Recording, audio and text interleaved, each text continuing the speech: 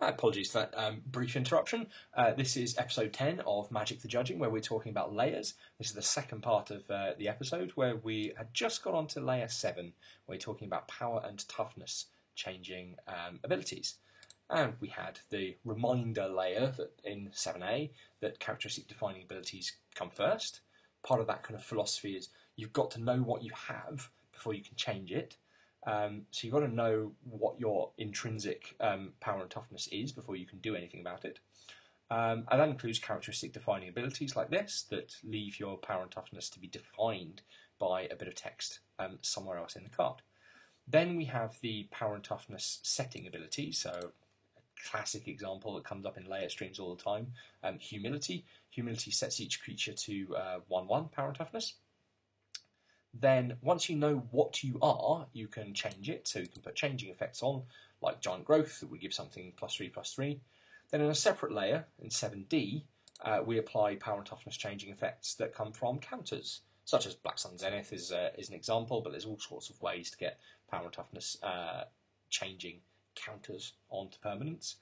I've never actually understood why 7C and 7D are separate layers. I've not seen an interaction that cares. If you're changing your power and toughness because of counters, or you're changing it because of not counters, well, it kind of doesn't matter. You set it, you change it, and then you flip it. That's the final layer that we've got for you here in the layer 7 sublayers. 7E has power and toughness switching ability. So you've got Aquamoeba there. Has an ability that switches its power and toughness to end of turn. You do it last. You always do it last. So if you had something affecting it, if you had Aquamoeba and there was, something setting it to 0.2, and then a Giant Growth on it that sets it to 0.5, and then it has its ability which switches its power and toughness, then it's going to have toughness 0 and die because of state-based actions. And it doesn't matter what order those abilities were played in. Timestamp orders are relevant because we always apply them in layer order first. And that's how we go. So there we go. 7 layers, 5 sub-layers for layer 7. There are then some secret things. There's another layer afterwards in which other effects happen. It's not really talked about much because it doesn't really do that much, again, because there's not that much in the way of interaction. But there are all the effects that give players abilities. Oh, I'm sure that I must have failed to... Oh, no, I've got it here. There we go. Witchbane Orb tells you that you have hexproof. So this is... what I like to refer to it as the player layer. It's not officially numbered layer 8, but it is another layer because it is effects that grant players abilities apply after the abilities that apply to other permanents. But there's not really any way for them to interact with permanents, as I've seen anyway. I suppose there's a way for them to interact if Witchbane Orb, instead of saying that I had hexproof, instead said that I would have protection from red. Then I could mindbend Witchbane Orb to change the text to say protection from blue, and that would give me as a player protection from blue because we'd resolve the effects on the permanents first before we go on to players. Yeah, so there's a possibility for some interaction there. Similarly, there are abilities which they don't so much do anything to a permanent or a player, but they affect the rules of the game. So it is kind of called all the game rule layer. Again, it's not numbered. It's not officially part of like layer 8 or 9 or whatever the numbers got to by now, because there aren't so many interactions going on here. But the layer does exist. You have no maximum hand size is a change to the rules of the game. It's a change generated by a continuous effect that comes from a static ability. So it's only right to mention them in the rules to do with layers. Where the official name for layers, it's the interaction of continuous effects. So when you have effects that are continuously applying and they're competing in some way, how do you work out what order they should apply in and how we should do everything.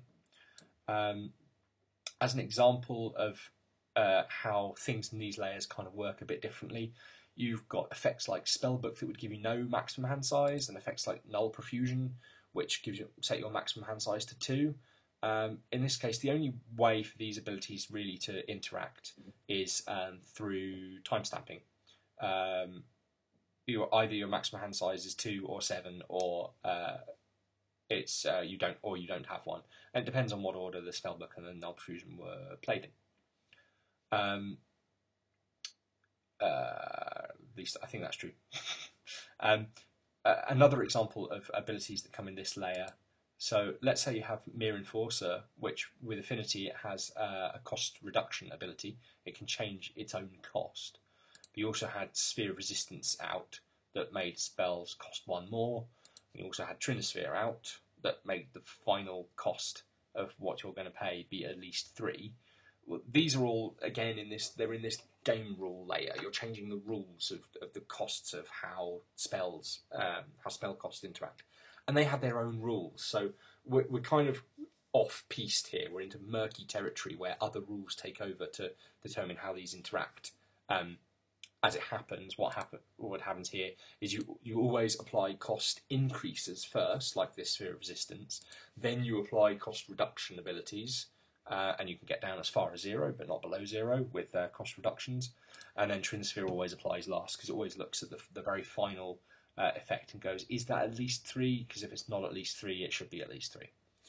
I won't go into costs any further here, because that's definitely the subject of another stream when we talk about how we play spells. But in terms of there being a layer for these effects, it does exist, but it doesn't really interact with the other layers, so it doesn't really have that full-on layer status. It's not numbered layer 8. It's kind of a second-class citizen in the layer world, but it is there.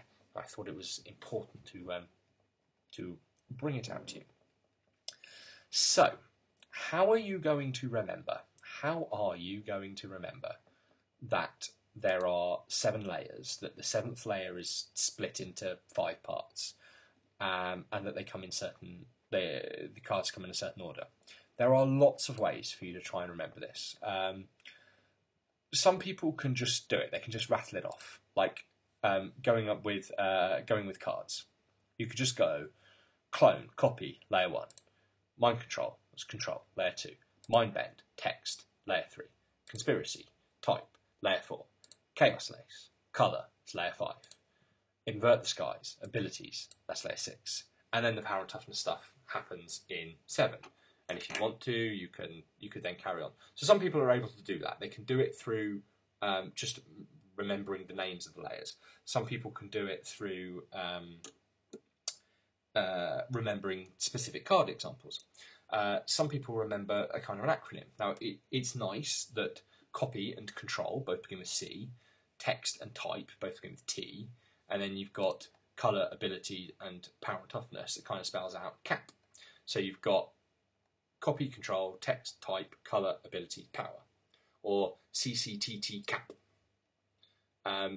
If you make things funny, I'm told they're easier to remember. So when I first saw this acronym, my first thought was that I was going to email somebody.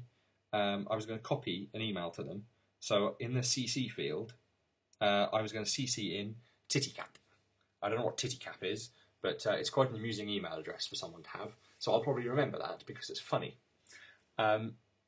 You've got to have your own ways of doing it. You know how your memory works. I'm going to put this layers card up because I don't know if you can read it in the quality you've got here, but I'll read the whole thing out. It says that you may have layers enter the battlefield as a copy of any creature on the battlefield except that it retains its text, power, and toughness. If you do this, the target player gains control of layers. You change the text of layers by replacing all instances of one colour with another. Layers becomes an onion creature, layers becomes white, and layers gains death touch. Layers' power and toughness is equal to the number of onions on the battlefield. It then has an activated ability, cost 0, that says layers becomes a 2/2 and gets +2/+1 till end of turn. You put a -1/-1 counter on layers and then switch its power and toughness. Now, this condensed into one card is examples of all abilities that would fit in all those layers, and they're in the correct order. You've got you may have layers enter the battlefield as a copy. You'll copy first. Target player gains control of layers. Control. Copy, control. Change the text of layers. Text. By replacing all instances of one colour with another. Layers becomes an onion creature. Onion, type. Layers becomes white. Colour. Layers gains death touch. Abilities. Layers power and toughness is equal to the number of onions on the battlefield. 7A. Power and toughness. Characteristic defining ability. Activate its ability. Then it becomes a 2/2. 7B. Setting power and toughness. Gets +2/+1. Layer 7C. Gets changing power and toughness. You put a -1/-1 counter on it. 7D. Counters affect power and toughness. And then finally you switch its power and toughness. 7E. So that's another. It's just a useful mnemonic for how you remember what order the layers come in. Let's. I'm being told in the. I'm being told in the chat that TTCAP could also stand for Tiger Team Corrective Action Plan, which someone's found through the acronym finder, which I think just like randomly assigns words to things.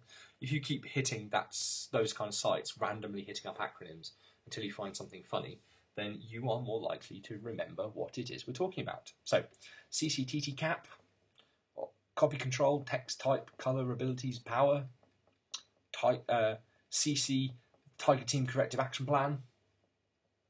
However you want to do it. This card, remember the cards, remember the layers, however you want to do it. There are many, many versatile, memorable ways to remember what order the layers come in. I've come up with another one.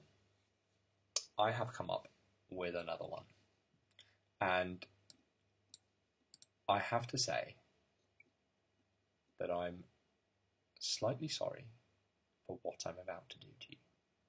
Slightly sorry. If you were online in the chat at the beginning of this, you would have already seen the Llama song. It's a silly song that came up at work. I'm going to have to play it to you so that you understand where I'm coming from.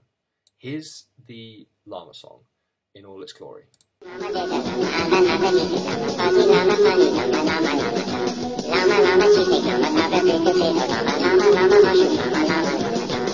was once a tea outside it in a day, but I never saw the way the orange slithered.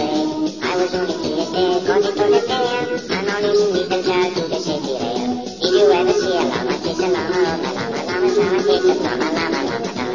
Half a llama, twice a llama, not a llama, mama, llama, llama, in a car, a llama, llama, llama, llama. Is that how it's called now? Is it also old? Is it made of lemon juice, torn up at the core? Now my song is getting clean, I've run out of luck. I don't need to return now, want to come at all. Did that make any sense to you? Did that make any sense to you at all? I'm hoping that what you thought was that was quite an annoying little tune that just sat there. Here's a llama, there's a llama, la la la la llama, llama, llama, llama, llama, llama, la la la la la. And that tune will stick in your head and make it easy to remember any kind of song that perhaps was set to that tune with any kind of lyrics. I don't know what kind of lyrics you might be thinking of. I think you might be thinking that the word layer sounds a little bit like the word llama. And if you were thinking that, you might realise that I have written my own little layer song to go with this. Now, I was going to produce a recorded version of this. I haven't done it. This is going to happen at GP Manchester. GP Manchester, my plan is to take a video camera and video lots and lots of different people singing like one line out of this song. Then I'll get it uploaded to YouTube and I will spam the heck out of everybody who's got anything to do with magic to make sure that everybody gets a bit of this video. So, are you ready? Here it is. It's the layer song. What I'm going to take you through is what layers there are, what happens within the layers, what happens in the power and toughness sublayers, and even those secret layers that I mentioned. If you're in the GP, if you're involved in GP Manchester, you will be singing part of this. Here it goes. I bigged it up too much. It's really not that impressive, but I hope you enjoyed anyway. The layer song. Copy layer, control layer, text and typer, changing layers, color layer, skill set layer, power, toughness stuff. CDAs, then set my size, then change my size, then counter size, then switch my front and back end round, and now that layer's done. Interaction happens in a different way, where we have effects that live together in a layer. CDAs all happen, then timestamps all get checked. Be careful of dependency and you'll be able to yet. Now we find the secret layers, layer, game rule layer, and at last I'm out of layers, get on with your game. I can hear the applause through the internet for that. Can we get through with some cards? This is the kind of thing I'm anticipating. This is the thing I'm anticipating. I want a video that goes something like this. Copy layer, control layer, text and typer, changing layers, color layer, skill set layer, power and toughness stuff. CDAs, then set my size, then change my size, then counter size. Do you get it? CDAs, then set my size, then change my size, then counter size. Then switch my front and back end round, and now that layer's done. Do you like it? I think you like it. I think you like it a lot. I'm getting lots of yay and woo, and that was just amazing, you need an Oscar in the chat. I think that's a bit overblown, to be honest. But if you think that that is worth producing into a real thing, and you're going to be involved with GP Manchester at all, make this happen. All I need is like a different person to sing each line or something like that. I just need you to look at a camera and go, copy layer, control layer, or something silly. I'm kind of imagining we can do some funny things, like, I don't know, can anyone do charades that indicates copy and control and do it within like the space of a second or something? I don't know. But I just love this. I love this idea. Gonna roll with it. Gonna get it produced. Gonna get it on YouTube, on iTunes. Everyone's gonna download it, and I will be famous, or not famous. But anyway, I need to find twins. I need to find a pair of twins. A pair of twins at GP Manchester, and they just need to say copy layer at the camera, and I'm done. Copy layer, control layer, text and typer, changing layers, color layer, skill set layer, power and toughness stuff. CDAs, and set my size, and change my size, then counter size, and switch my front and back end round, and now that layer's done.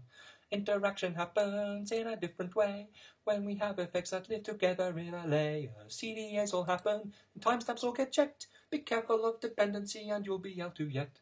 Now we find the secret layers, layer, game rule layer, and at last I'm out of layers, get on with your game. I just love that as a judge, being able to tell players, get on with your game, get going.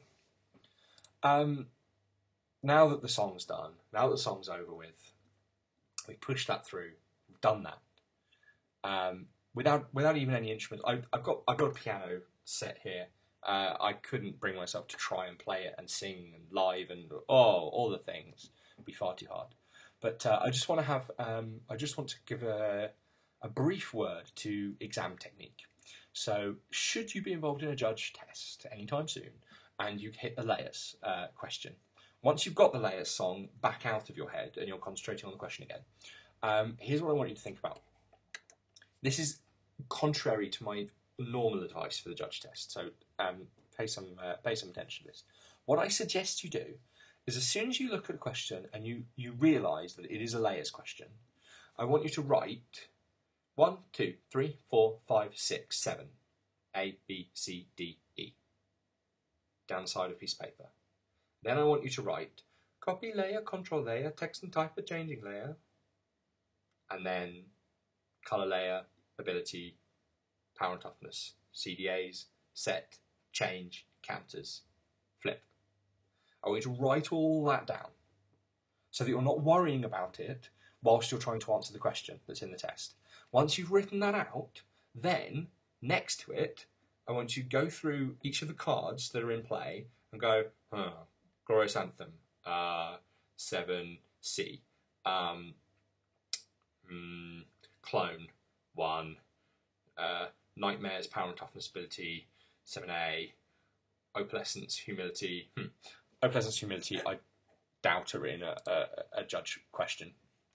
But let's have a look back at those, because there's a couple of more interesting points on layers that I want to make. And where I've lost it, opalescence, there you are. Opalescence has a couple of abilities. It turns things into creatures. That's a type changing ability. That applies in layer 4. It's also a power and toughness setting ability. That applies in layer 7B. So, where does this ability really live? Does it live in layer 4 or does it live in 7B? Well, it lives in both of them. It lives in layer 4 and it lives in 7B. And the appropriate part of the abilities apply in the appropriate layers. Humility, it's an ability changing effect, so that lives in layer 6, and it's a power and toughness setting ability, so it lives in 7B. So if you had these two cards, in a judge test, I want you to have 1, 2, 3, 4, 5, 6, 7A, B, C, D, E written out, and then next to 4 you'd have opalescence creature, then next to 6 you'd have lose all abilities, then in 7B you'd have both opalescence, humilities effects. So that's why there's no dependency between these things, because once you look at the layers, the first thing that happens in the type changing layer in layer 4 is that each enchantment becomes a creature. Then when you go to look at humility, humility says that all the creatures lose all abilities. This is in layer 6, which is after layer 4, so we already know at this point that opalescence and humility are both creatures. And we remove all their abilities. And then, depending on timestamps, we either set it to a 1-1 or a 4-4, depending on what order these two came in, and that's how we end up with the power. Now, we do end up with a kind of an interesting result, because what we have is opalescence is either a 4-4 or a 1-1 creature, but it doesn't have the ability anymore that turned it into a creature. That's a slightly unintuitive result. You've kind of got opalescence sitting there going, I'm a creature. How did that happen? There's no, my creature ability's gone, but I'm still a creature. How do I do that? Magic does weird things. Birds of Paradise can pick up a lock of the Warhammer. Bird, hammer. So yes, don't be confused by that. You apply the effects in the layers. Opalescence turns everything into creatures. Humility removes all the abilities. It doesn't matter that it's removing an ability that already applied, because it already applied. And that's actually an important point in this case. The reason then that opalescence is power and toughness setting ability can still happen at all is because the ability did begin to apply in an earlier layer. You don't kind of get to the power and toughness setting bit and go, oh, well, 7B, there's no abilities here anymore, so we can't set the power and toughness of this creature, because it's all part and parcel of the same ability, and because we started to apply it, we have to finish. Like Magnus Magnusson from Mastermind. I've started, so I'll finish. I've started applying the opalescence effect, so I will carry on applying it, even though I'm not there anymore. One more question for you.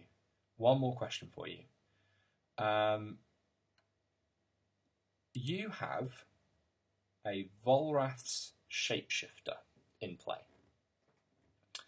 And it says that as long as the top card of your graveyard is a creature card, Volrath's Shapeshifter is a copy of that card, except that Volrath's Shapeshifter retains these abilities. And I'm going to mind control it off of you. Mind control. Yoink! I want you to answer the question of what will Volrath's Shapeshifter look like? Let's say you have a Grizzly Bears on top of your graveyard, and I have a Tarmogoyf on top of my graveyard, and I mind control your Volrath's Shapeshifter. What's it going to look like? And I hope that you realise, because I'm asking you the question, that there is a trick to it. What I want you to think is, Volrath's Shapeshifter, that looks like a copy effect, that applies in layer 1. Mind control, that looks like a control effect, that applies in layer 2. So Volrath's Shapeshifter would become a copy of the Grizzly Bears that's on top of your graveyard, and then I'd mind control it to bring it over to me, and I wouldn't get a Tarmogoyf. And then you'd look at that and go, really? Really? I can control a Volrath shapeshifter that says that as long as the top card of my graveyard's a creature card, then I have a copy of that card, and it's not actually looking at my graveyard anymore. That seems ridiculous. And then you would come to the great realization that this is Volrath shapeshifter is a card that is played in Legacy, and in Legacy the cards lie to you. They're brutal, brutal liars. I want you to look up right now the Oracle text, and you can probably hear me typing away, but I'm doing the same thing, just to time this nicely. I want you to look up the Oracle text of Volrath Shapeshifter and see that it actually says, as long as the top card of your graveyard is a creature card, Volrath Shapeshifter has the full text of that card. It's not a copy of the card, it has the full text of that card. So Volrath Shapeshifter doesn't have a copy effect that applies in layer 1 at all. It has a text changing effect that applies in layer 3. Why does it have a text changing effect that applies in layer 3? Exactly to make this result intuitive. If I mind control your Volrath Shapeshifter, it should look at the creature that's on my graveyard. It's my Volrath Shapeshifter now. And the only way to make that happen with the layer system as we've got it was to have Volrath Shapeshifter's effect apply in the text changing effect layer and have it apply after, therefore having it apply after control effects. Haha, I hope I didn't catch you out with that one. Actually, I hope I did catch you out with that one, because if I did catch you out with that one, then you looked up the text and you would have learned something. And isn't that the point of the stream, after all? Isn't it? Yes. I think I'm done now. Between the two recordings, I think I've got at least an hour of material in there, and I've kind of awkwardly put the layer song in the middle of a nice big bit of recording.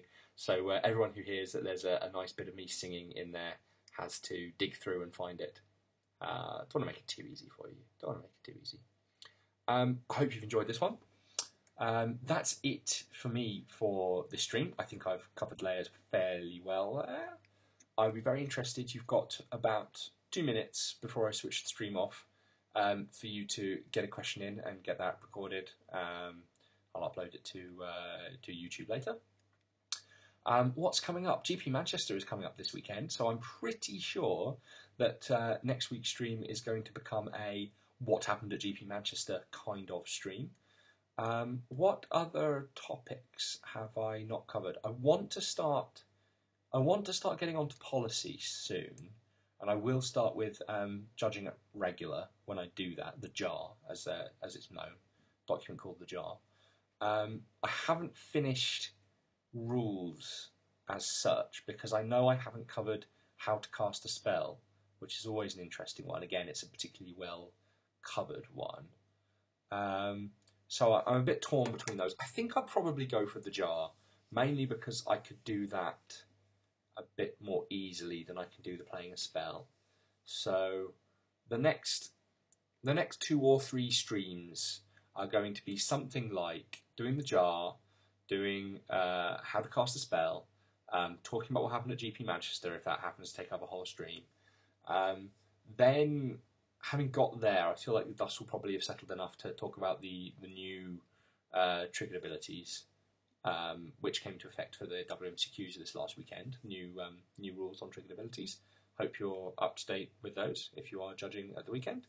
If not, make it known at GP Manchester. Hey, I'm not too sure about this lapsing ability stuff. Can someone run through it with me? And there will be people who will. We are a loving judging community, and we will help. Right, I'm done. No layers questions appear to have popped up in the chat. Ooh, there might be one coming. Do I have to stall for longer? Okay, I'm going to sit here with my arms folded, staring down the camera, daring you to hurry up and type a question into the chat. Oh no, it's Paul Crosby just admitting that he doesn't know so much about lapsing abilities, which is fine. Try and have a read about it. If you don't get it, you will get a chance to have a team meeting at the beginning of Saturday where you can ask about it. You will have buddies with you. You will not be expected to handle rulings alone if you're uncomfortable. There will be people to help, and we will not judge you for it. We judge magic events. We don't judge each other unfairly anyway. We do reviews and stuff. Slightly judgmental, I guess, but hey, cool. In that case, see you next week. Hope you enjoyed the song. Hope you enjoyed the stream. Hope you learned something about layers. See you all again soon. Bye bye.